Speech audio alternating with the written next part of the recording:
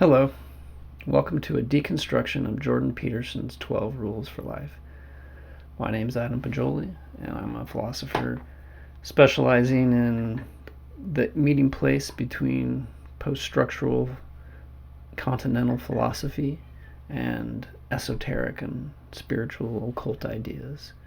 So I'm naturally drawn to Jordan Peterson, not out of admiration, because I don't really agree with him most of the time, but he is somebody who has a problem with postmodern thought, and yet he draws from more traditionally spiritual thinkers like Carl Jung, who has a big influence on the counterculture. I tend to think of myself as a countercultural thinker. I'm doing my best to bring academic and countercultural thinking together, so I'm naturally drawn to Jordan Peterson as a kind of competitor, alternative thinker along those lines. I think he doesn't understand continental philosophy. He doesn't understand much philosophy at all.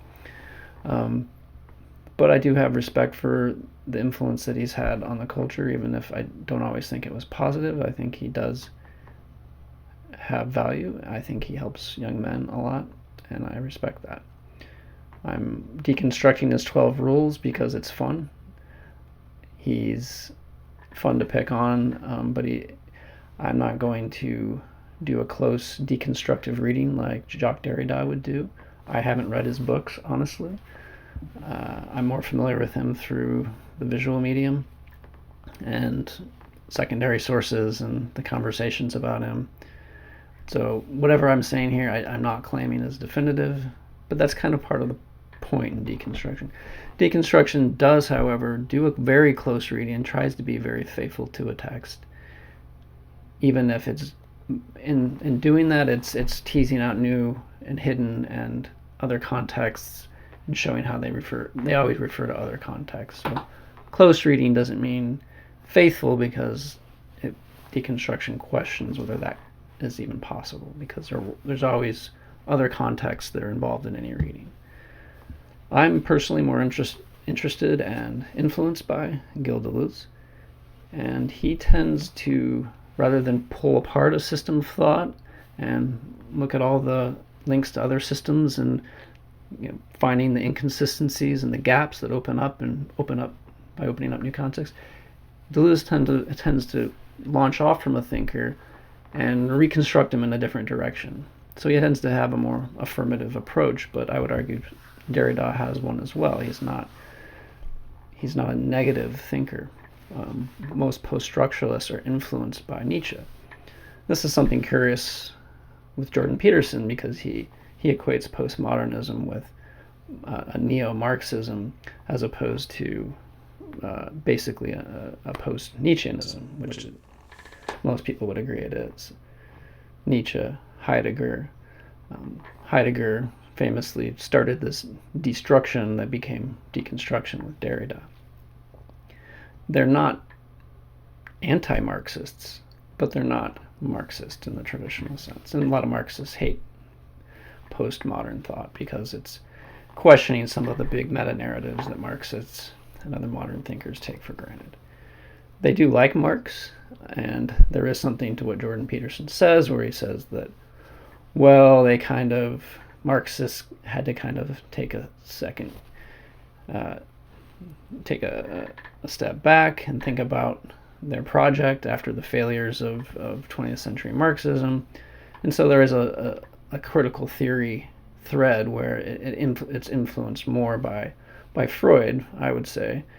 But yeah, there are some Heideggerian influences as well in critical theory that are a somewhat separate stream than post-structural thinkers, which take things in a different direction, are more interested in traditionally Nietzschean concepts and problems. Power, for one. Foucault is someone who Jordan Peterson especially focuses on and dislikes, but he also says some pretty terrible things about Derrida, equating them with very un-Nietzschean ideas. Like, Peterson claims to like Nietzsche, and so he does tend to echo this this distaste for resentment, but he kind of paints that as being the motivating force behind postmodernism, when they're the biggest Nietzscheans around. Foucault, definitely very interested in power like Nietzsche. Derrida, definitely. Deleuze wrote an early great book on Nietzsche. All these guys are interested in power, and resentment, I think, is actually tied up with the central ideas of postmodern thought. Ressentiment is often the French way of saying this philosophical concept that Nietzsche, this philosophical kind of resentment that Nietzsche was interested in, which is very much a direct critique of things like Marxism, which one can definitely read as a narrative of resentment, trying to overturn hierarchies, right? That's the idea in a lot of progressive and Marxist thought. Yes, there's a reversal in deconstruction, but it's not done out of a sense of finality of justice where reversals are good in themselves. The reversals happen as kind of just a step within seeing how opposites play into each other, that there's a tension between them, and that a hierarchy is never really as stable as one may think. And so by reversing, you're basically just you're trying to render things more fluid, not to just create an inversion where the people that were repressed or the idea that was repressed now is dominant. That's the wrong idea. But a lot of people admittedly have the wrong idea and do that, and then they do sometimes invoke the names of postmodern thinkers. So Peterson has a point. He just is he is following along in the same vein as these other misunderstandings and taking them at their word and saying, well, this is what this movement is about. It's not. In fact, I would argue that what it's really about is context, is actually the opposite of what he thinks, that it's hubris, that it's all about self-righteousness and imposing yourself on the world. And no, I mean, that was kind of the opposite. It was a kind of way, even whether it's critical theory or postmodernism, late 20th century philosophy after the horrors of World War II and the failures of Soviet communism, there was a step taken back to say, whoa, wait, what are we doing trying to impose ideas on reality? Do we really understand what we're doing? Let's be more humble. Let's listen and be more sensitive to context, to individual context, to the real concrete of any situation. Now, admittedly, that concrete event is not so concrete, and that's something that emerges out of the discourse of post-structural thinkers like Deleuze or Derrida. Concrete's not so concrete. There's always contexts involved. And there is no natural one single context. There's not the context of the event. There's context within context. So is that relativism? I don't think so. I think it's, in a way, it's coming down out of the high ivory tower of conceptual thought and into the reality of the situation, which is still, to the core, infested with ideas and contexts and perspectives, but it's not relativism. It's not just whatever you think or whatever your choice or context you want to impose has equal weight or value. It's about actually making evaluations of a situation within an awareness and sensitivity to what else could be thought. What are the ideas that are being repressed or pushed to the margin when any idea or thought is expressed or affirmed? So, in that sense, I want to turn to Jordan Peterson's first rule, and I'm going to relate it to post-structural thinking, but I'm also going to relate it to spiritual stuff. So his first rule is stand up straight with your shoulders back. Now, actually, from a spiritual or specifically a Taoist perspective, this is not good advice. Now, stand up straight with your shoulders back. It's actually, when you think about it, it's very tense. It's a very overly firm, rigid posture. Now, Peterson's whole shtick is to try to get people to, especially young men, to stop being depressed and slouching and just like stand up straight, clean your room, have some self-discipline, and that's good as far as things go. But it's not really the proper posture, for one. If you dig deep into the esoteric physiology of Taoism, as I was saying, or just, I think, common sense, when you really like go into your body and feel things, you want to be relaxed. And so the ideal is to actually be, relatively straight, but you also want to be relaxed. You want your soft tissue to sink, even as your bones and your structure are open and floating, and yes, like upright, but not in a rigid sense. Now, this is a somewhat esoteric point, and no one should fault Jordan Peterson for not knowing some esoteric principles of posture and whatnot. But I think it's indicative of the larger issue with him. It's all about reacting against the overly fluid nature of postmodern culture in general. Now, this fluid nature wasn't created by philosophers like Derrida.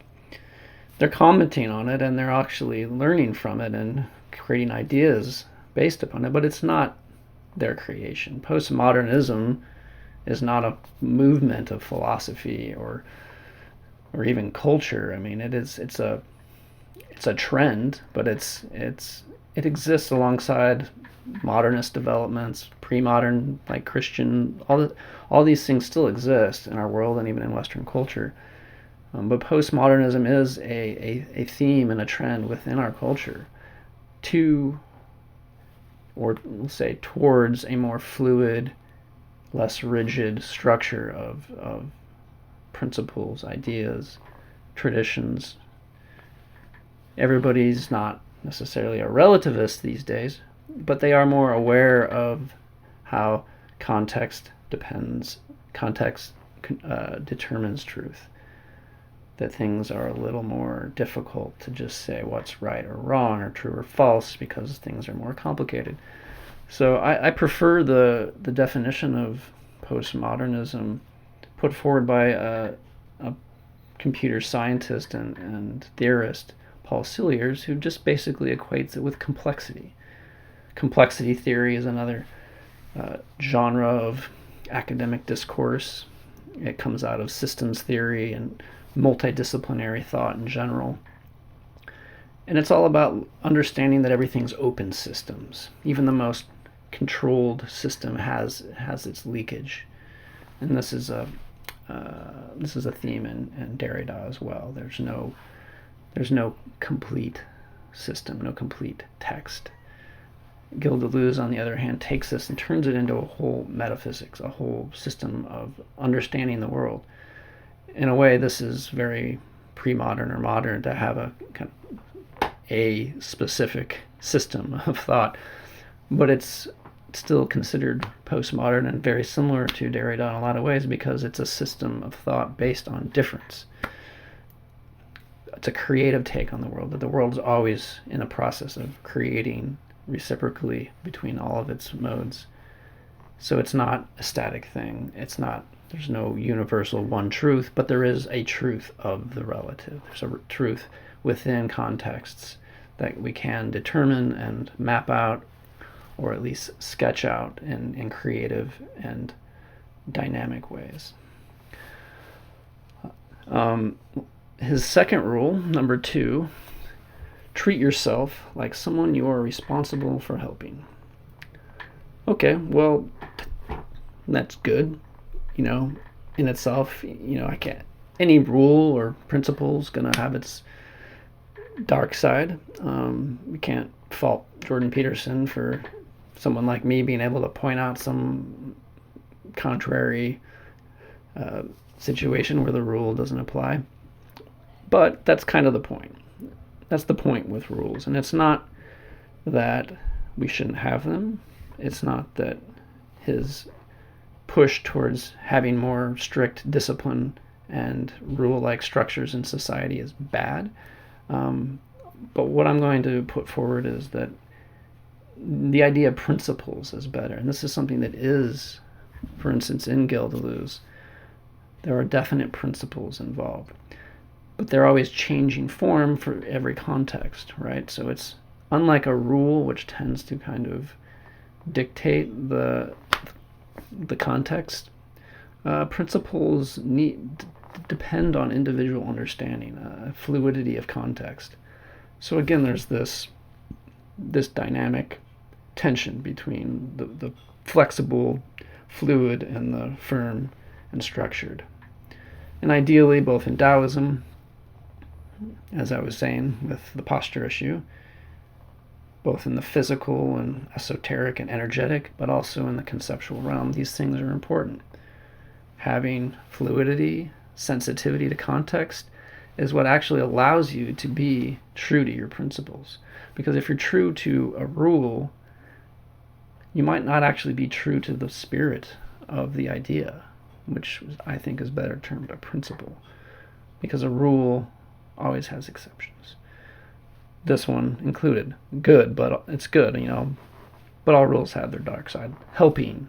Treat yourself, he says, like someone you're responsible for helping. Okay, what is help?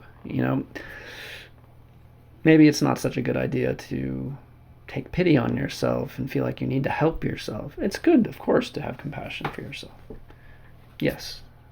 So there's a tension within all these rules as well between kind of a more sensitive desire for helping. You can kind of see it as we go along. He's wanting to seem tough, but he also wants to seem sensitive. At least that's my interpretation. I don't know what his motivation is, and I wouldn't just dismiss him as being like just trying to come off a certain way. I fully trust that he has people's best, has their best in mind. So, number 3, everyone make friends with people who want the best for you, right? Everyone could probably agree with that. Everyone has their idea of what is best, though. Someone with less attachment, though, might actually be a better friend. For what reason? Well, because everybody wants what's best for you, what they think is best for you. This is the old stereotype, right, of the smothering mother who just wants the best for you. But if she had just have a little detachment, let go a little bit, let you figure things out, she might be able to not only give you more space to figure things out, but it actually might be able to catalyze some better sensitivity and advice as well. And so a lot of times people will go to a therapist precisely because that person has no vested interest in them. Yeah, maybe they want the best for you in some sense, but maybe they're just there to do their job. But their professional advice is helpful because they're objective. So yeah, and with friends, it's the same thing. Like a lot of people make friends with people that claim to want the best for them, but there's an argument that the best friends are people that push you and compete with you, and especially in I think in masculine culture, which is a lot of the people he's talking to. Yeah, it's good to have good compassionate friendships, but a little competition is good too, and that can be for people that could apply to people that don't necessarily even have your best interest, or at least don't care about you, but they care about something that you care about. And as a role model and a kind of competitive spur, that can often be a better friend, somebody that has no pity or even compassion for you, but they share your principles, or they have developed something that you admire to a greater degree, and then you can perhaps learn from that. And so it's just a thought. His rules are fine. I'm not here to bash him, but it's a fun thing to think about, to look at the dark side, the underside of every rule. Okay, he's a Jungian. He wants people to overcome their shadow, but what is the shadow? What is this dark side? The counterculture definitely has struggles with this, because especially coming out of Jung or Eastern philosophy, they don't have a good understanding of power. The dark side is this kind of reified negativity that needs to be overcome or synthesized in some kind of Hegelian way. That tends to be the high point of countercultural thought, is some kind of, you see this in some, you might know of Ken Wilber, transcend and include, right? It draws from these psychological tropes about overcoming the shadow, overcoming negativity. Now, Nietzsche, who influenced postmodern thought, definitely wants to also, in a way, overcome negativity, but not by negating it. He wants to, as he says, just turning away being his only act of negativity, not struggling, not fighting. Peterson, on the other hand, is all about overcoming the dragon of chaos. Very much Jung influenced Joseph Campbell, as you may know. Hero's journey, right? Overcoming the negative. So some people are really confused by that characterization of Nietzsche as being not a negative thinker, right? Because he's very critical. He's one of the best critics of all time. But criticism and judgment are different. Deleuze especially focuses on this concept of moving beyond judgment, and that doesn't mean moving beyond critique. In a way, this idea of not struggling or not fighting, it shouldn't be considered passivism. In a way, it's more, to bring it back to the Taoist principles before, it's what they call an internal martial arts, where you're not passive, but you're not trying to overcome the other. You're trying to actually redirect and recreate, redistribute. Someone attacks you, you don't fight against them with force, because your force becomes locked into a struggle with them. Instead, you're always turning it around. In Tai Chi, you're moving it and bringing it down to the ground, or in other internal martial arts, you're spinning it around and away. But in thought, Nietzschean thought, affirmative thought, you're critiquing, but you're reconstructing, you're redirecting. You're not trying to overcome difference. You're not trying to affirm relativistic identities. You're trying to connect them, actually, in new ways. Not in a Hegelian sense, which is what a lot of countercultural people, including Jordan Peterson, I think, fall into in some way. Jungians are a little overlapping with Hegelianism, I would think, because they're always trying to kind of bring unity, right? There's a progressive sense of difference coming together. There's nothing wrong with that, of course, but there's a different kind of dialectic, or a different kind of connecting of differences that happens in truly affirmative thought that isn't trying to overcome separation and difference, but connect them in new ways. Find ways where they can actually individuate and diverge, but in ways that depend on connection, because everything does. The convergent and the divergent are connected. They depend on each other. And so if you just try to get rid of the divergent to make everything converge, then everything collapses, right? There needs to be a tension. There needs to be a creative tension. And that's something that I think is the point with Nietzsche and his followers in the postmodern era of philosophy. Okay, so moving on. Rule number 4. Compare yourself to who you were yesterday, not to who someone else is today. Okay, it's fine again, but what if you don't like who you have become? Role models can often be a better way to go than just this kind of self-help, trying to be a better person all the time.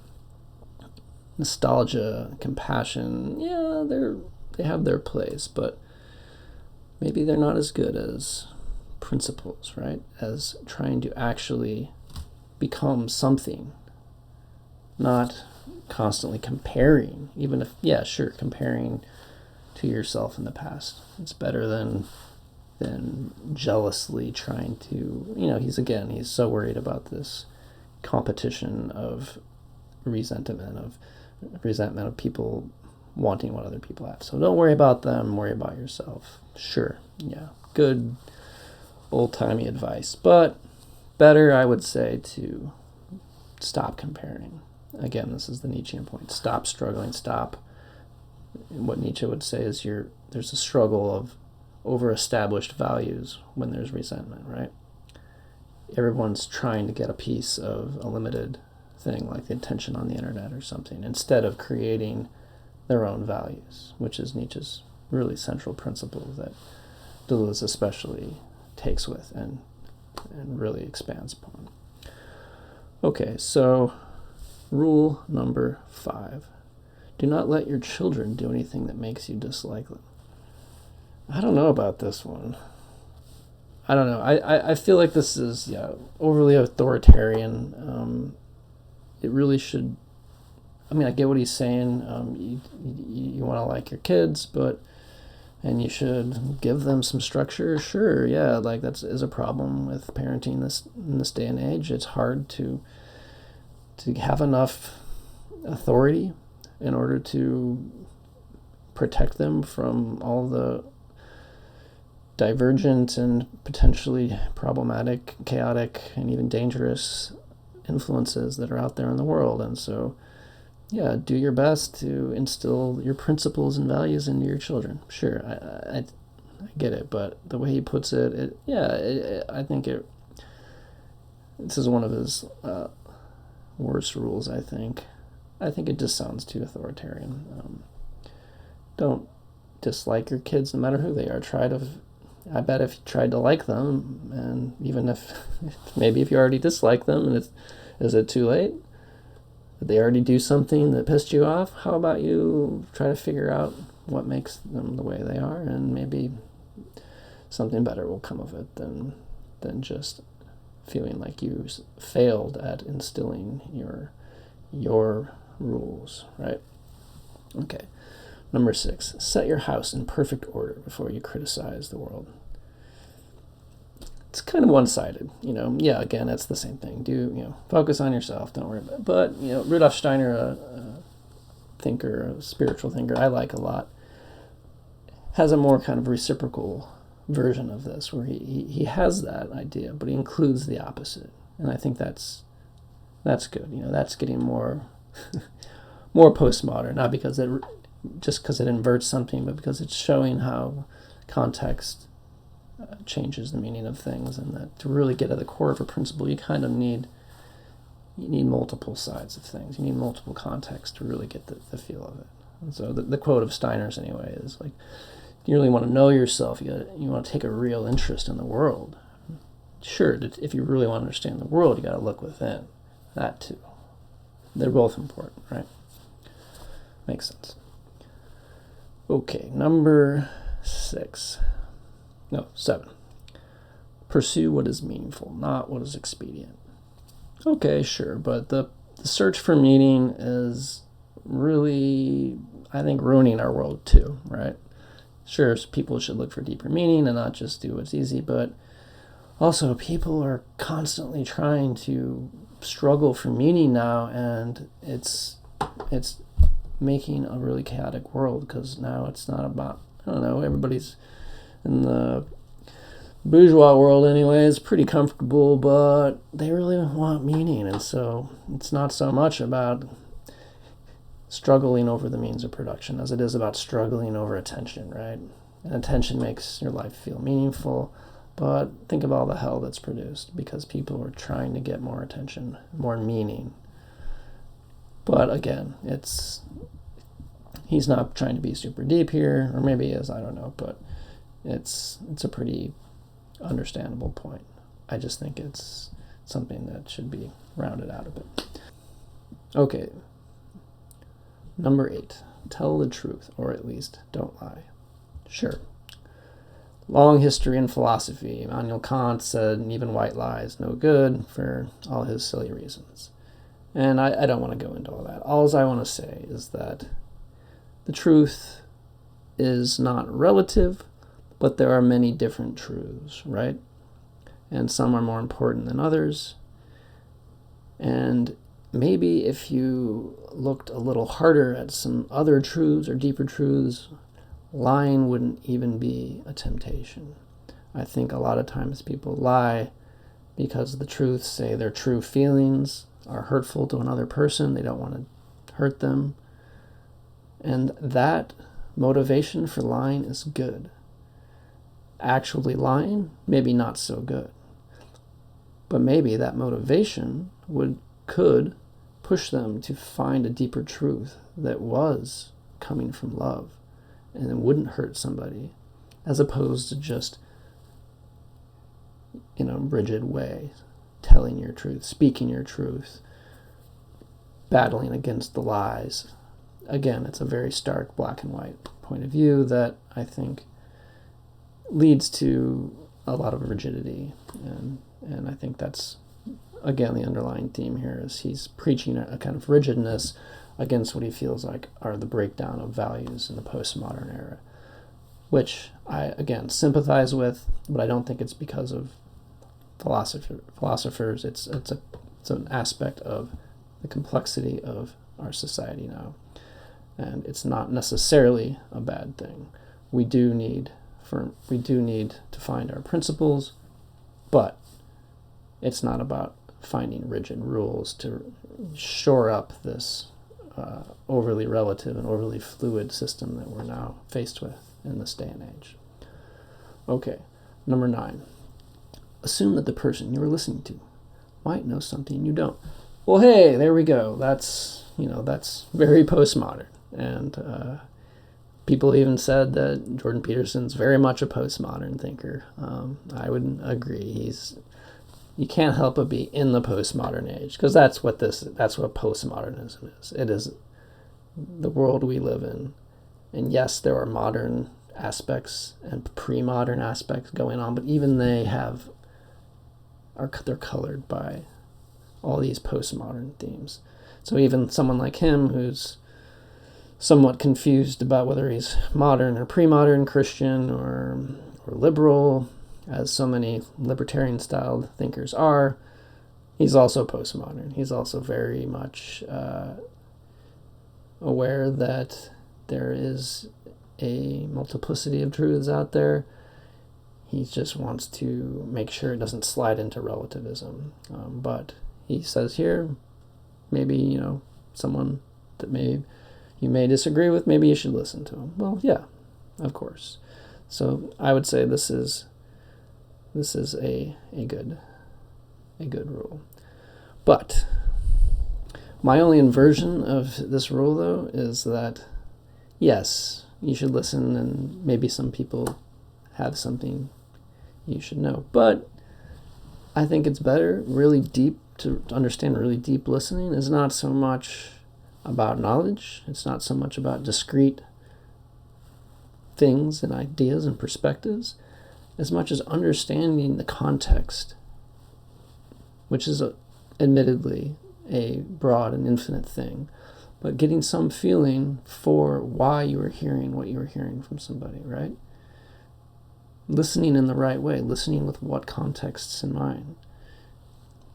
Sure, you should probably not have things going on in your head while you're listening to someone. You should just listen. You should really listen with your whole body.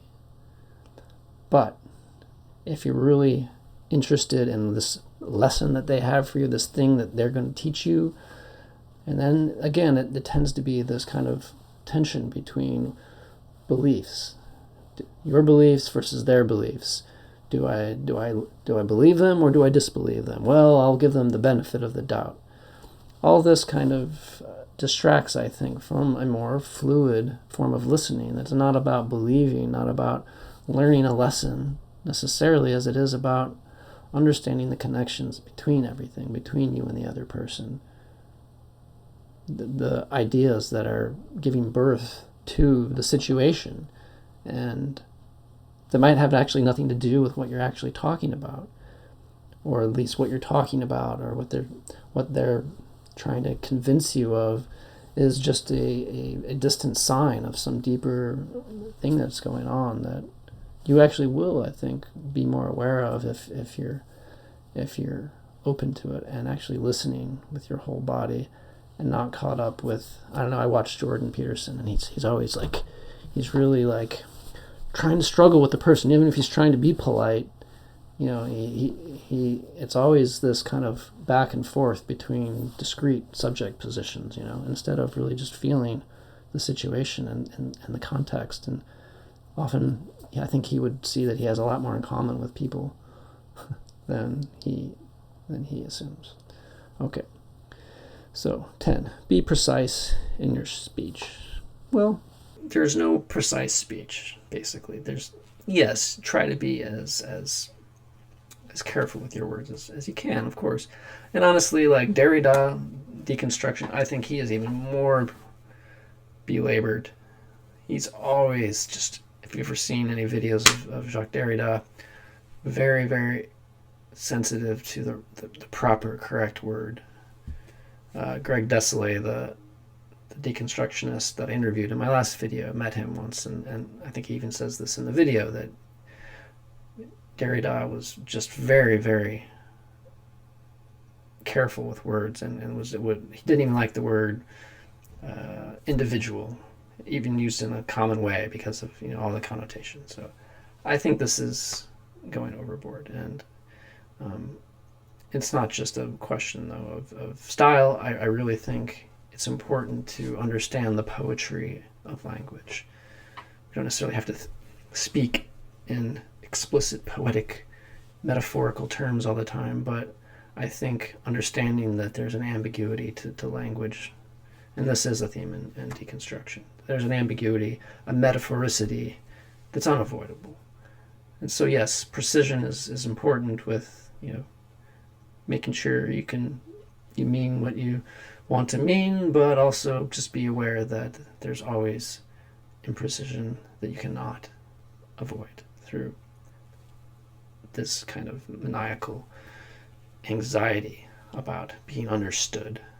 Fernando Pessoa, the poet, he said to be understood is to prostitute oneself. So if you're overly concerned with it, it makes you anxious. So yeah, just relax and be open, be free, be cool. Speaking of being cool, number 11, do not bother children while they are skateboarding. I think he's just trying to sound cool and like cool dad rule. All right, sure. Number 12, well, this is like, I'm cool, tough dad. I'm cool, skateboard. Now this is, I'm sensitive. Pet a cat when you encounter one on the street.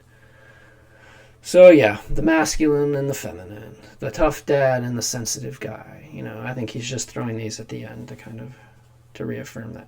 Okay, so even if that's not his motivation, it's interesting, right? Because there's this tension again between the masculine and the feminine, or between the rigid and the fluid. And I think he's, you know, rightly seen as a kind of masculinist by a lot of more feminine liberal types, right? But yeah, it's an open question what these gender terms even mean. So I don't blame Jordan Peterson here. Our culture is completely confused when it comes to masculine and feminine dynamics. I just saw the Barbie movie yesterday, and it was, I'm gonna do a video deconstructing that too for fun.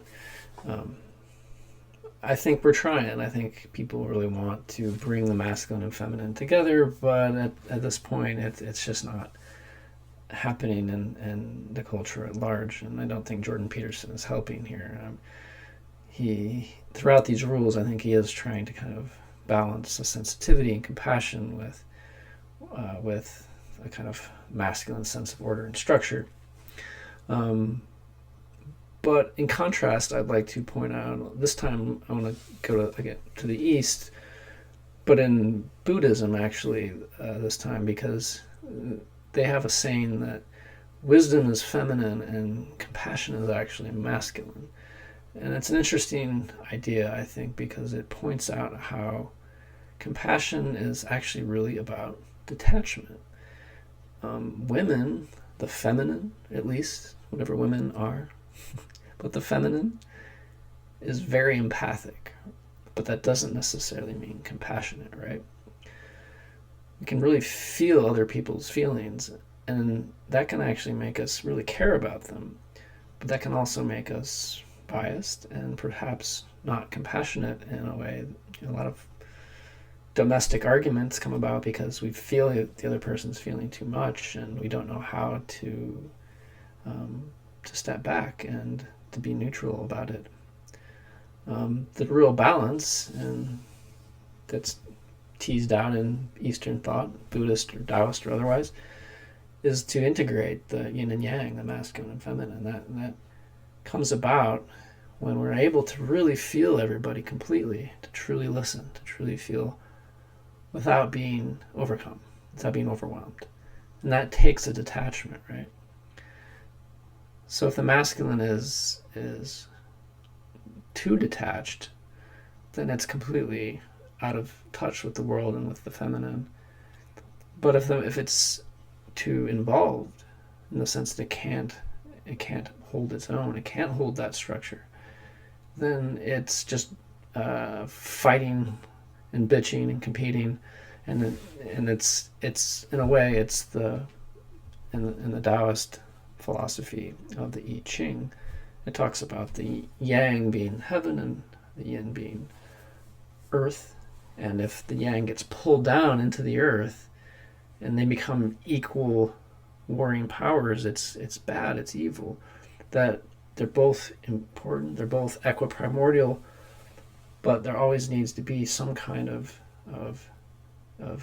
leading seed by the yang idea, the principle throughout the changes that happen in the embodiments in earthly forms, right? So there needs to be some kind of hierarchy, right? And this is actually Jordan Peterson's point, that hierarchies are important. Hierarchies are necessary, they're natural. And Derrida's point about hierarchies is not that they're bad, and it's not that they should be inverted. It's that they are potentially and ultimately contingent and contextual. And so what's best, there's always going to be some kind of difference, right? Some kind of difference in elevation or the intensity of certain values. Intensity is a big word with Deleuze. But which one, at what point, that should be open to process, open to rearrangement, redistribution, and open to some type of navigation and intersubjective negotiation. It's not anti-hierarchy, but it is the idea. The idea is that in all these, I think, in the best of all the intentions and principles that are really should be teased out of all this, is not that we should be rigid or fluid or just combine the two or balance the two. There's a certain kind of understanding of the way that they both depend on each other. For principles to truly hold, they need to be open to changing circumstances. And to be really open to changing circumstances, you need to be able to structure them somehow, or else it is just a chaos. Both are important. The masculine and the feminine are both important. They both really want to be in co-determination and coexistence, not just separate coexistence as individuals, as identities, discrete and only related through a static structure. That's definitely not what any wise person would recommend. But that's often what happens because everybody's at war with each other, and so the status quo becomes a kind of controlled chaos. Peterson's antidote to that chaos I find a bit naive, but I understand that he's doing his best, and I don't think these rules are bad.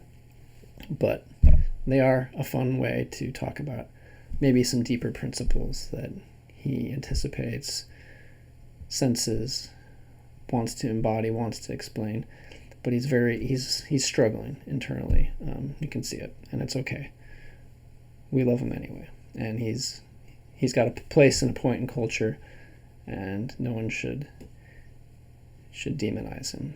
And I really liked his debate with Slavoj Žižek, and Žižek is a true continental philosopher.